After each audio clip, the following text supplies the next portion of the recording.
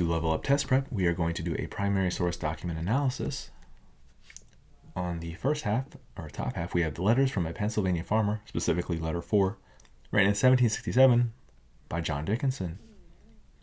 The bottom half has a second quote, examination before the Committee of the Whole House of Commons, 13th of February, 1766, by Benjamin Franklin.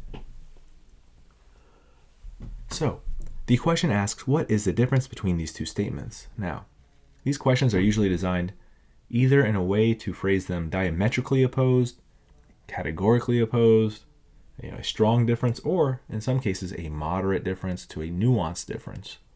Your goal is to kind of scan each line and figure out where on the spectrum does the answer lie. Is it more of a major difference or a minor difference?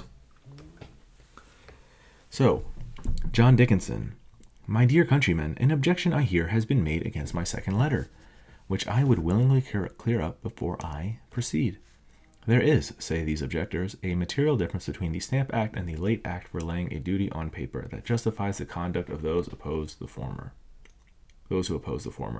and yet are willing to submit to the latter. The duties imposed by the Stamp Act were internal taxes, but the present are external, and therefore the Parliament may have a right to impose them. I'm going to stop right there. So he's actually acknowledging a counter-argument to what he said in his last letter. What is his position? Let's continue.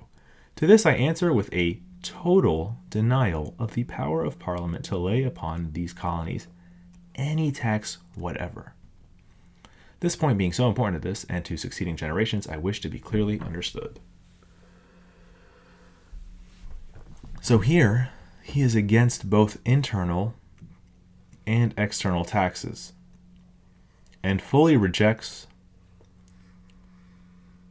the power of Parliament. Okay, so Benjamin Franklin is either super supportive of Parliament, or he holds some sort of mild disagreement here. He may concede one part but not the other.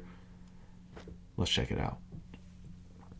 I think the difference is very great. An external tax is a duty laid on commodities imported. That duty is added to the first cost and other charges on the commodity, and when it is offered to sale, makes a part of the price. If the people do not like it at that price, they refuse it. They are not obliged to pay it. Now he says the word but here. So now I know he's going to take this comment in a new direction. He's going to qualify his position in some way. But an internal tax is forced from the people without their consent, if not laid by their own representatives.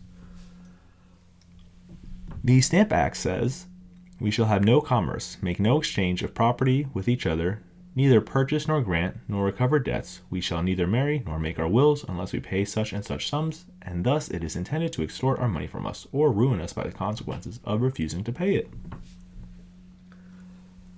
So here, I'm going to use a different color here. It seems that he's okay with an external tax, because if you did not like it, it was usually just on a commodity, and you could avoid it if you wanted to. But, and we see that here, the internal tax is forced from the people without their consent, if not laid by their own representatives. So therein lies the issue. Again, no taxation without representation. And the issue is that it was taxed on very important documents that you needed, necessities. The ability to marry was now infringed upon. To make wills was now infringed upon. You can make no commerce, make no exchange of property with each other, purchase nor grant nor recover debts. So this was an interference in their day-to-day life. And there was no representation. So what is the difference between these two statements? I have that here.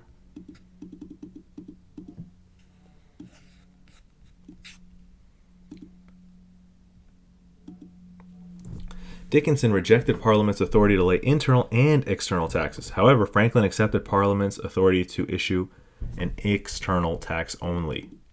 So he's not fully on board. He's not fully on board with internal taxes, but he was willing to concede external taxes at this point in time.